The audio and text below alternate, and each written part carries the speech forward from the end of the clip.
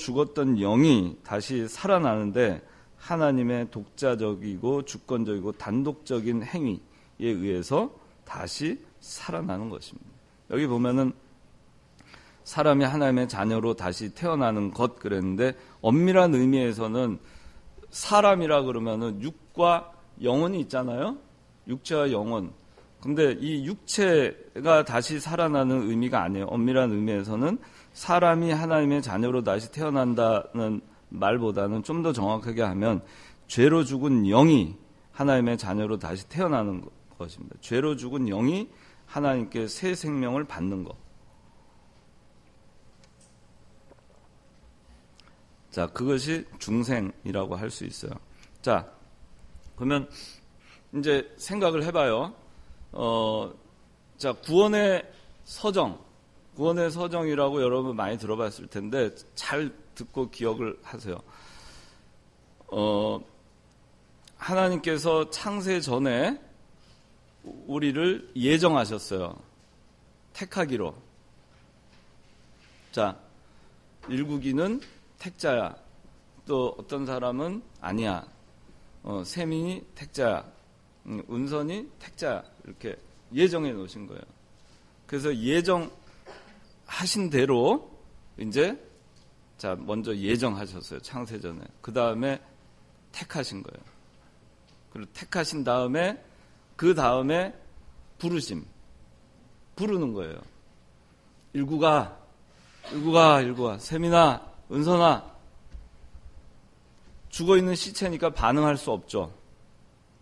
그죠? 아무리 불러도 반응할 수 있는 상태로 만들어 놓은 것이 중생이에요. 아셨죠? 그러니까 부르시고 그리고 중생하는 겁니다. 살려놨어요. 부르심에 반응하죠. 그리고 그 다음에 믿고 살아났으니까 눈물로 회개하는 거예요. 자기가 죄인이었고 정말 과거에 자기 정말 볼 일 없었고 어리석었고 순종하지 않았고 속았고 정욕과 쾌락에 종로로 됐고 악의와 시기 가운데 살았고 싫어했고 서로 미워했고 그런데 그냥 눈물만 나는 거예요. 내가 과거에 그랬구나. 하나님 믿고 나서.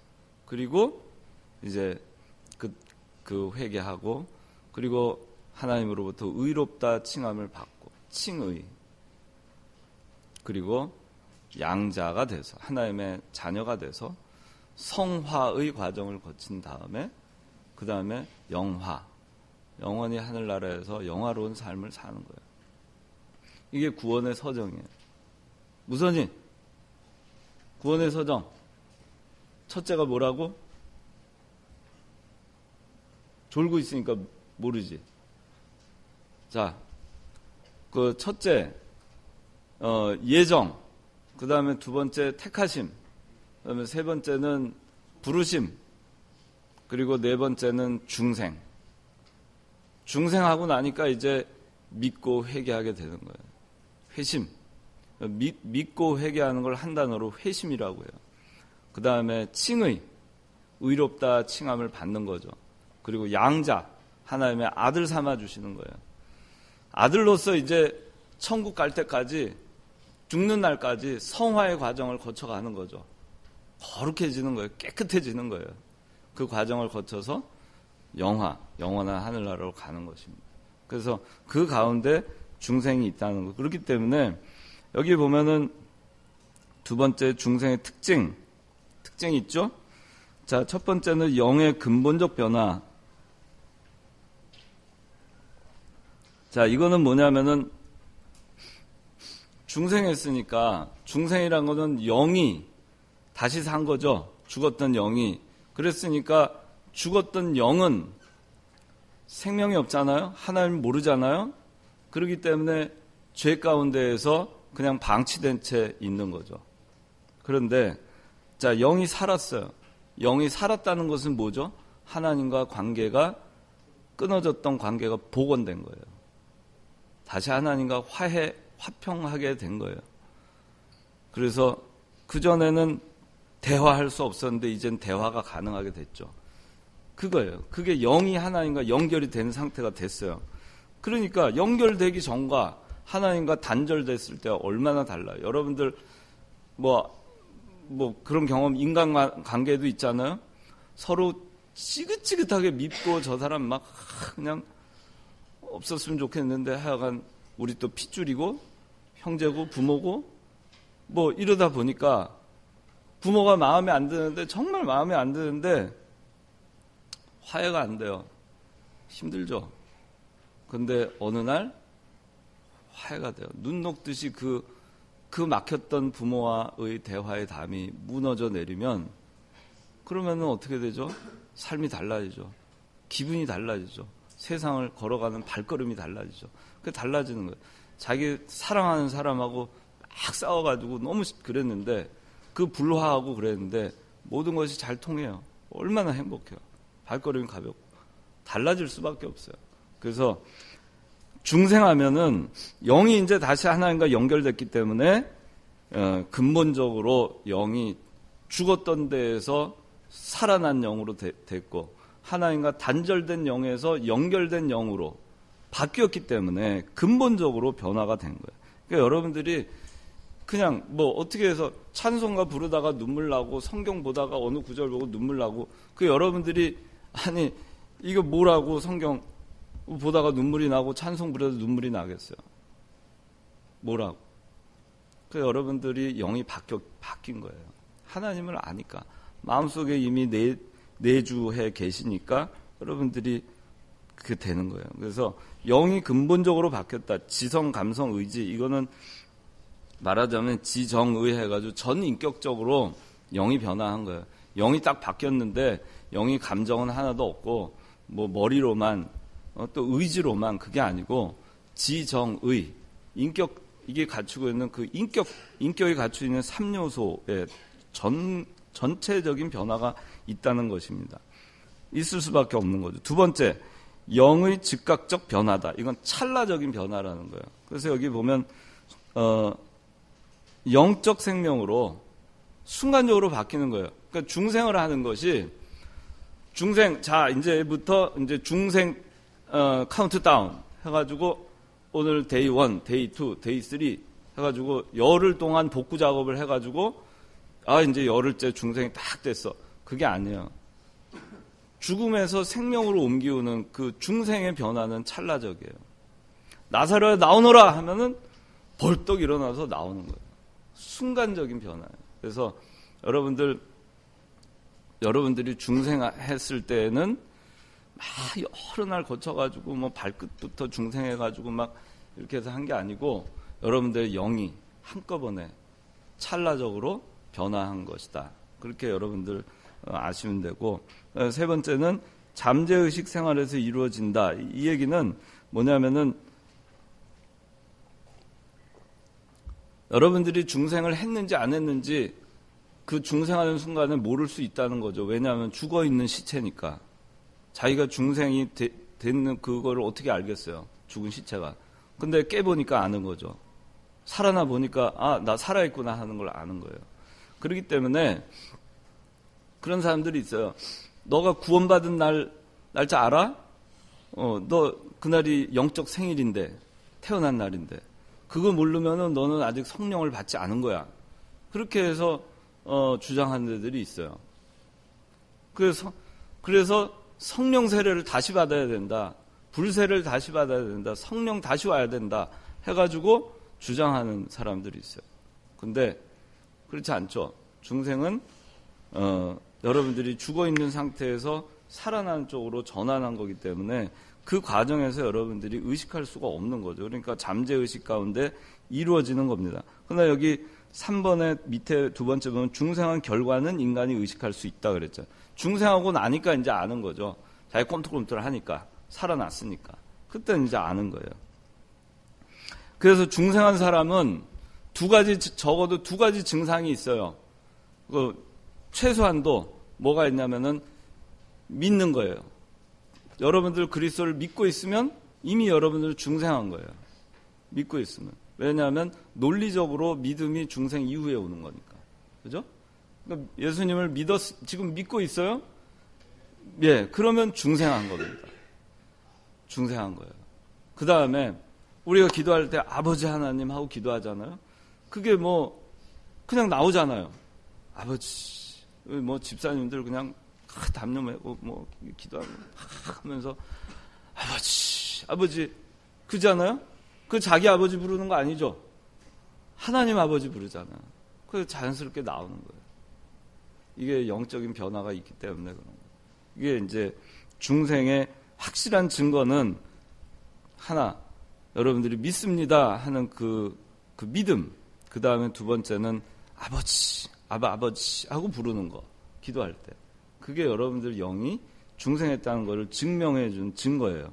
여기 보면 중생의 필요성 해서 이제 쭉 나오는데, 이거는 사실 뭐 중생의 필요성이라고도 할 수 있지만 중생하고 나서 우리가 이렇게 된다는 거로 볼 수도 있어요. 중생하고 나니까 3번에 1번 보니까 중생은 인간의 구원을 얻기 위한 필수. 중생했으니까 구원 받는 거죠. 그 다음에 2번 하나님과 교제하기 위하여. 중생하면 당연히 하나님과 교제하죠.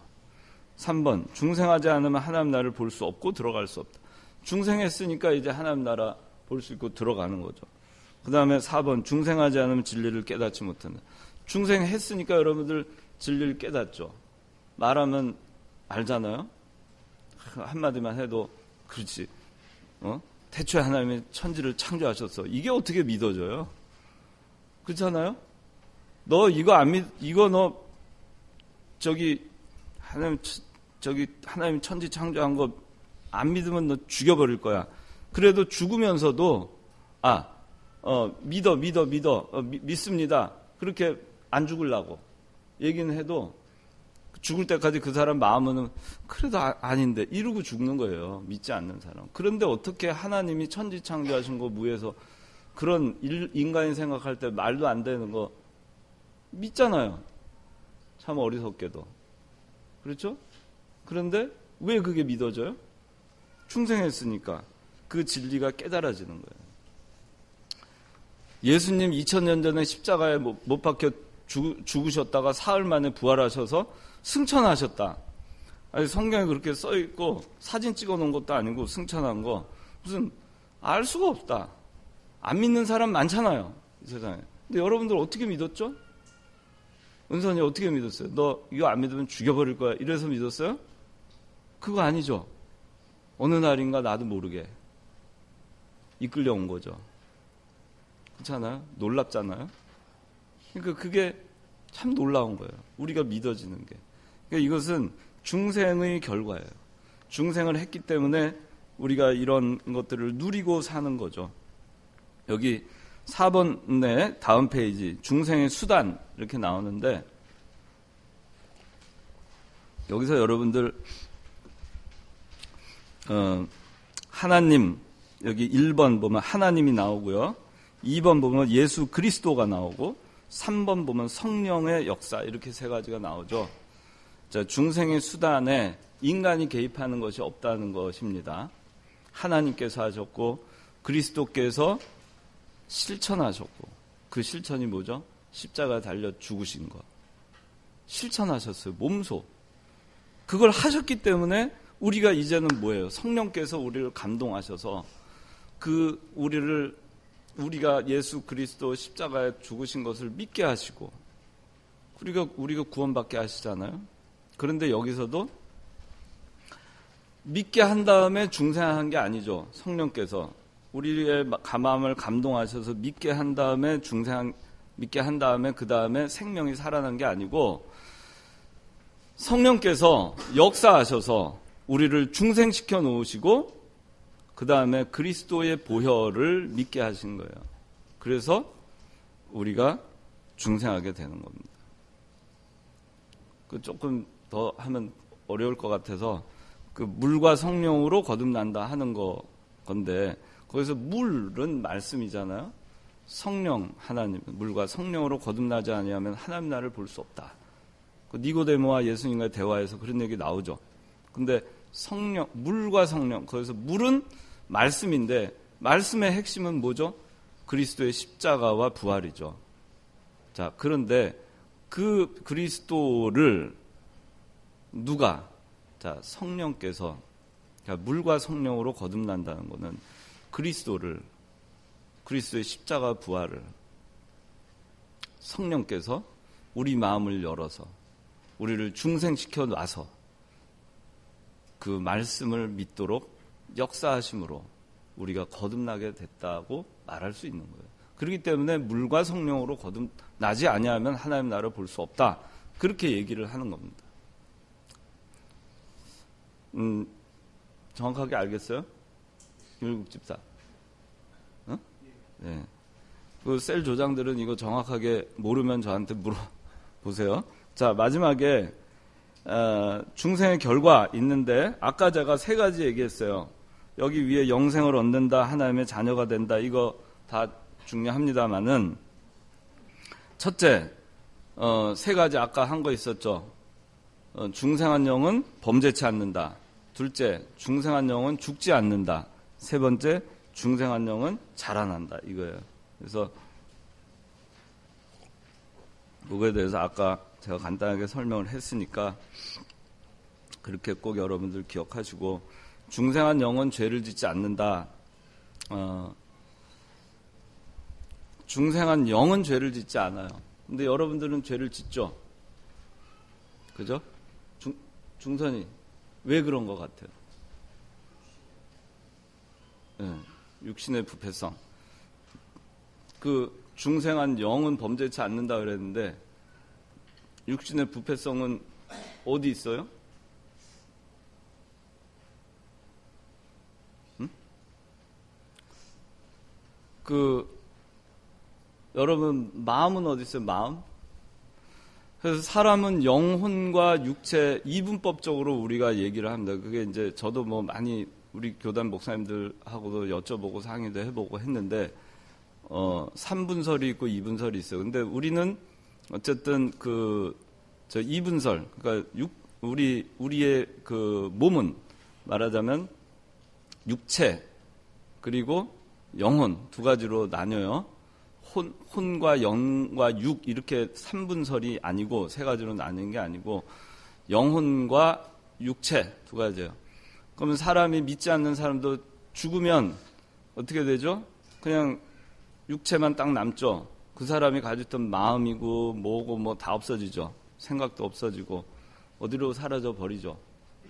그럼 그 마음이 영혼에 있었을까? 영혼이 지옥에 갔기 때문에 다 가지고 갔나?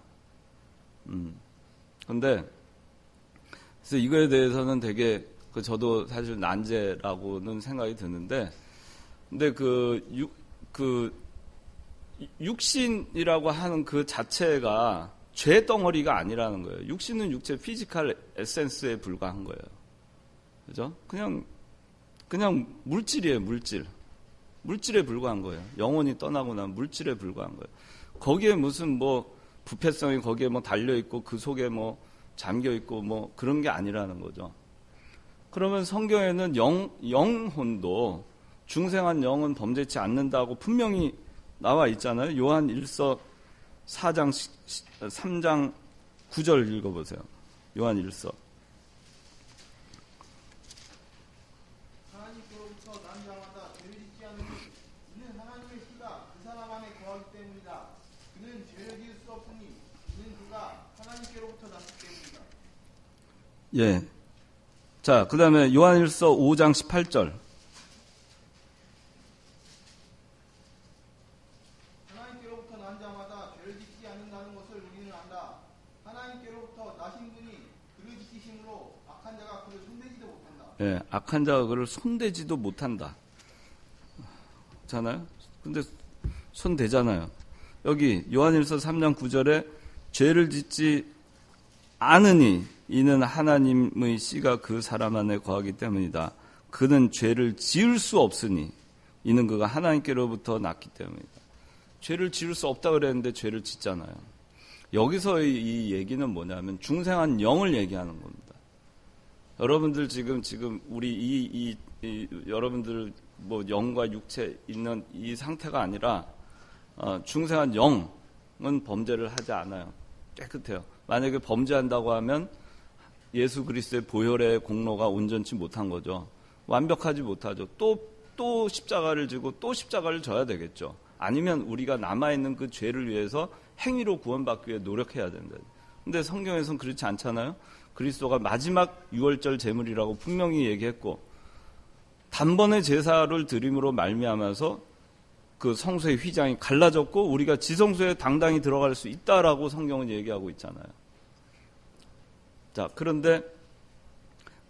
그러면은 뭐냐면은 우리 이 중생한 영은 여기서 요한일서 3장 9절 5장 18절에 있는 이거는 중생한 영이에요. 여러분들 살아난 영은 죄가 없어요. 다시 말하지만 죄가 있다고 하면 그리스도의 보혈이 온전치 못하다는 것이고 아니면 우리가 그 죄를 씻기 위해서 뭔가를 해야 된다는 거예요. 근데 성경은 그렇게 가르치고 있지 않죠? 오늘 우리가 죽어도 천국에 가잖아요. 자, 그러면 그 죄를 짓는 것은 뭐냐면은 아까 우리 중성의 대답은 100점이에요. 우리 그렇게 가르쳤으면 육신의 부패성, 옛사람, 그것이 죄를 짓는 것. 그 옛사람은 도대체 어디에 있는 것일까? 중생한 영혼의 어디 끄트머리에 좀 붙어 있는 것인가? 아니면은 피지컬 에센스인 이 물질인 육체의 어딘가에 붙어 있는 것일까? 근데 그것이 아니고 하나의 이거는 기능으로 남아 있는 거예요. 이게 뭐 배터리가 있고 그다음에 모터가 있으면은 두 개 각각 있다가 그 연결을 하면 작동을 하잖아요. 그런 새로운 기능이 나오잖아요. 그러니까 이 육신의 부패성이라고 하는 것은 우리 그 기능이 부패한 기능이 그대로 과거에 그 영혼이 거듭나기 전에 과거의 육체의 소욕을 따라서 살아왔던 그 습성, 그것이 그냥 기능적으로 그냥 그대로 남아있는 거예요. 그게 뭐 어디 붙어 있는 거나 이런 건 아니죠. 그 사람이 죽으면은 마음도 없어지고 하듯이 마음이 하나의 기능이라고 보면 돼요. 생각도 하나의 기능이라고 볼 수 있고. 그러한 기능들이 존재하는 거죠. 아직 우리가 살아있는 동안에. 근데 죽으면은 그건 다 없어지죠. 없어지고 육체는 땅에 묻히고 영은 100% 하늘로 가는 거예요. 그래서 육신의 부패성이 죄를 짓게 만든다. 그것이 우리의 육신을 조종을 하면 그러면 거기에 따라서 죄를 짓는 거고 100% 거듭난 깨끗해진 이 중생한 영에 의해서 조종을 받으면 그러면 우리 이 피지컬 에센스 이 바디가 거기에 따라서도 행동하고 움직이는 거죠. 그렇게 되겠죠? 그렇기 때문에 사도 바울이 이 두 가지 사이에서 치열한 전쟁을 자기 내적 전투를 한다고 얘기를 하잖아요. 그렇죠? 그런 게 생기는 거예요. 자, 시간이 많이 갔는데 혹시 그 질문? 예. 오늘 설교 말씀 중에 요한복음 3장 5절 보면은 물과 성령으로서 거듭나지 않으면 하나님 나라에 들어갈 수 없다고 말씀하셨잖아요. 예. 근데 다른 성구 마태복음 3장 11절이나 누가복음 3장 16절 보면은 물과 성령으로서 세례를 준다고 하는데 여기서의 불이 물과 어떤 관계가 있는 건지 여쭤보고 있습니다. 어디? 마태복음 어디요? 3장 11절 후반부입니다.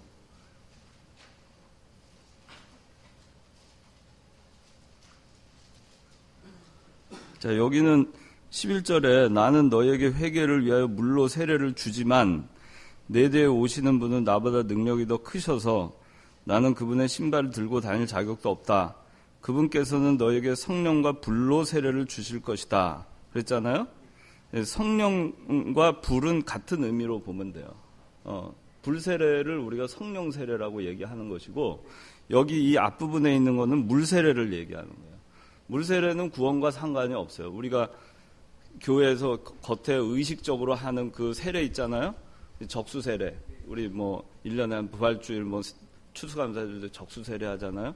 근데 그 사람한테 세례를 주지만 그 사람이 진짜 구원받은 자인지 아닌지는 알 수가 없어요. 그건 성령으로부터 불세례를 받은 사람. 불세례를 받았다는 것은 성령이 임했다는 거예요. 성령께서 내 안에 들어와 계신 거예요.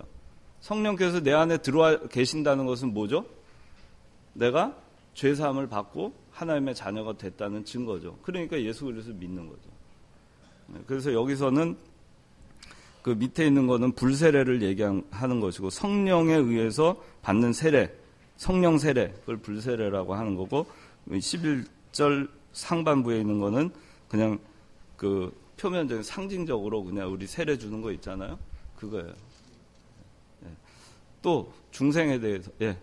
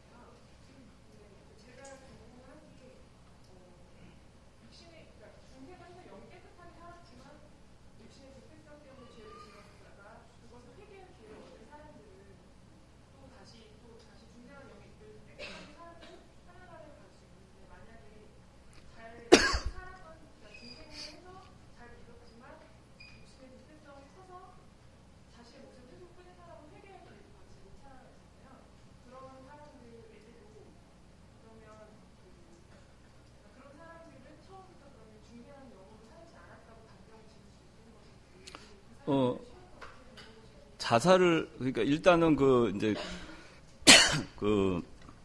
좀 쉽게 이해하게 하기 위해서 예수님께서 제자들의 발을 씻기신 적이 있죠. 다 씻겨달라고 베드로가 그랬죠. 그랬더니 온몸을 씻은 자는 발만 씻으면 된다. 발만 씻겨주셨죠. 그게 뭐냐면은, 온몸을 씻었다는 건 중생한 거예요. 그죠? 중생한 영, 다 씻은 거예요. 그럼 발을 씻기는 건 뭐냐? 자기가 짓는 죄예요. 그 육신의 부패성으로 인해서. 아까 얘기한 그 육신의 부패성, 육신의 과거에 영이 중생하기 전에 살아왔던 그 악한 습성 있잖아요. 하나님을 모르던 때에 지냈던 그 습성. 그거를 씻으란 얘기예요. 그게 발 씻는다는 얘기거든요. 그 발을 씻으라는 얘기는 회개를 얘기해요. 그러니까 여러분들이 회개를 해야 된다고 하니까 내가 회개를 안 하면은 지옥 갈까? 이거는 아니에요. 이미 여러분들이 그리스도를 믿었으면 중생했고 영은 무조건 천당 가요. 그런데 아까 내가 그 큰 자와 작은 자 얘기했죠? 그 큰 자와 작은 자에 대한 이슈가 뭐냐 하면은 기본적으로 중생한 영은 중생했어요. 다 살려놨어요. 그런데 육신의 부패성을 얼만큼 제거해 나가느냐. 그게 구원을 이루어 나가는 것이고, 자, 그 죄를 자기가 육신의 부패성을 끊어 나가기 위해서 잘못한 거에 대해서 부패성으로 인해 잘못한 거에 대해서 회개하라는 얘기예요. 그 회개를 갖다가 하나님 제 영이 또 죽었습니다. 회개하오니 다시 살려주셨어. 그 회개가 아니라는 얘기예요. 발을 씻는 회개. 몸은 다 목욕했어요. 발만 씻는 회개. 그 발 씻는 회개, 발을 씻는 회개는 뭐냐면 발이 더러워지는 것은 뭐냐면은 육신의 부패성에 의해서 짓는 죄들이에요. 그거는 죽는 날까지 자기가 구원을 이루어가기 위해서 좀 더 거룩해지고 좀 더 거룩해지고 좀 더 하나님과 가까워지기 위해서 계속 회개하면서 씻어 나가야 되겠죠. 발 씻듯이. 그런데 발 씻었는데 그 다음날 나가면 또 들어온 게 묻잖아요. 그러니까 맨날 날마다 회개하는 거예요. 그게 인간의 연약한 부패성 그런 것 때문에 죽는 날까지 그렇게 하고 사는 거죠. 자, 그 다음에 두 번째 그 자살에 대해서는 자살은 범죄입니다. 그건 살인죄예요. 우리 몸은 우리 게 아니라 그랬죠. 하나님의 것이라고 했죠. 그렇죠? 그런데 그거를 자기 마음대로 그거를 중단하면 그건 하나님 앞에 씻을 수 없는 죄이지만, 그러나 중생한 자가 자살한다고 해서 그 사람이 지옥 가는 게 아니라는 거예요. 그러나 그 사람이 그 자살한 거에 대한 죄를 회개할 기회는 없겠죠. 그 상태에서 천국에 가겠죠. 천국에 가지만 아까 얘기한 대로 큰 자가 아니라 그만큼 작은 자가 돼 있겠죠. 그렇게 이해를 하면 될 거예요. 또 저희가 구원의 확신을 가지고 중생한 성도로 하는 사람들이 있잖아요. 그러면서 정말 예수님을 닮아가고자 하는 그런 마음으로, 그리고 저희 안에 사랑이 있기 때문에 믿지 않는 사람들을 위해서 기도를 하기도 하는데, 근데 아까 전에 이제 말씀하시기를 중생이라는 것은 하나님의 전적인 사역이라고 말씀을 하셨어요. 인간이 전혀 개입할 수 없는 거다. 그러니까 순간 들었던 의문이, 그러면은 저희가 믿지 않는 사람들을 위해서 기도를 해야 되는 이유가, 그렇게 하는 그 기도의 과정이 정말 저희가 성화를 이루어가는 그런 과정 때문에 기도를 해야 되는 건지, 그리고 그것은 순가가 있는 것인지, 그 사람들이 구원을 받는 데 있어서 그 순간 의문이 들더라고요. 일단은 우리가 예수 믿는 사람의 그 사명 가운데 가장 중요한 것 중에 하나가 때를 얻든지 못 얻든지 전도하는 거잖아요. 전도는 말로도 하고 실천으로도 하는 거예요. 그리스도인답게 그 명찰 붙이고, 난 그리스도인 명찰 붙이고 사는 거, 그런 거예요. 그렇게 사는 거죠. 그렇게 할 때 전도가 되는 거예요. 말로도 전도하지만 실천으로도 전도하는 거죠. 근데 자, 전도를 해서 그 사람이 믿을지 안 믿을지는 나는 몰라요. 그건 내 소관 사항 아니에요. 그건 하나님이 하실 일이지. 그런데 우리한테는 하나님께서 뭐라고 했냐면은 전도에 미련한 것으로, 그게 전도에 미련한 것으로 사람들이 구원을 받게 그렇게 하셨거든요. 자,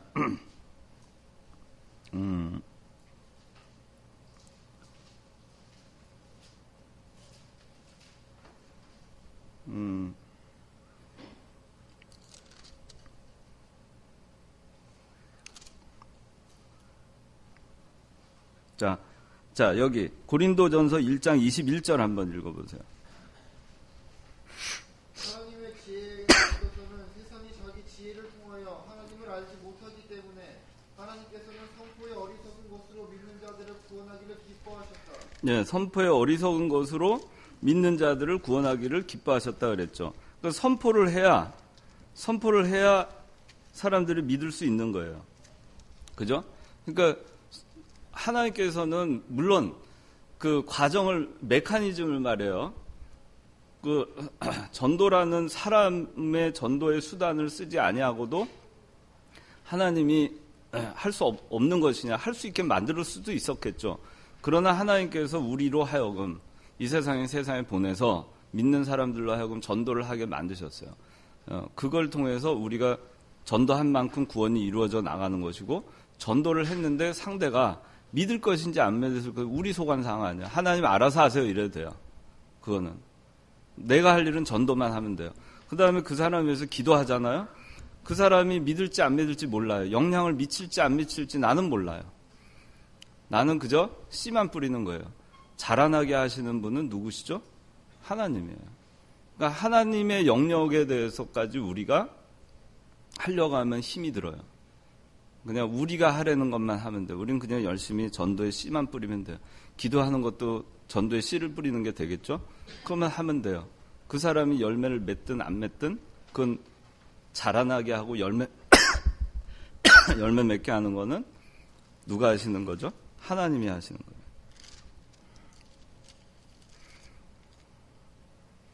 여기 고린도전서 3장 6절 7절 읽어주세요. 나는 심었고 아볼로는 물을 주었으나 하나님께서는 자라게 하셨다. 그러므로 심는 자나 물을 주는 자는 아무것도 아니요 오직 자라게 하시는 분은 하나님뿐이시다. 예, 심고 물 주고 다 우리가 하잖아요. 자라나게 하는 소관은 하나님이에요. 생명에 관한 문제, 생명이 자라나는 문제, 그거는 우리가 할 수가 없어요. 하나님이 하시는 거예요. 우리는 그냥 전도하면 되는 거죠. 답이 됐나 모르겠네. 네. 또 이제 마지막 하나만. 네.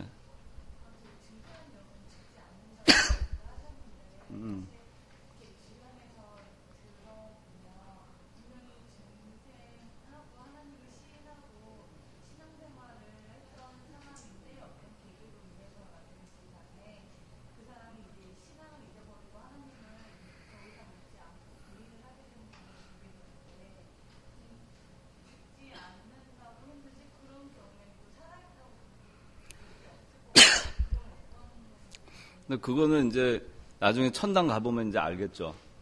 그 사람이 천당에 와 있는지 안 와 있는지 보면 이제 이 사람이 중생한 사람인지 아닌지 알 수 있죠.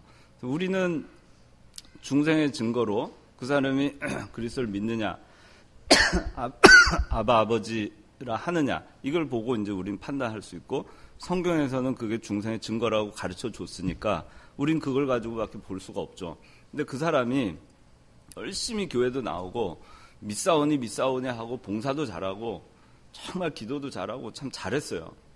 그런데 어느 순간에 뒤로 퇴보해가지고 교회도 부정하고 믿음도 부정하고 그리스도도 부정하고 그런 사람이 될 수 있어요.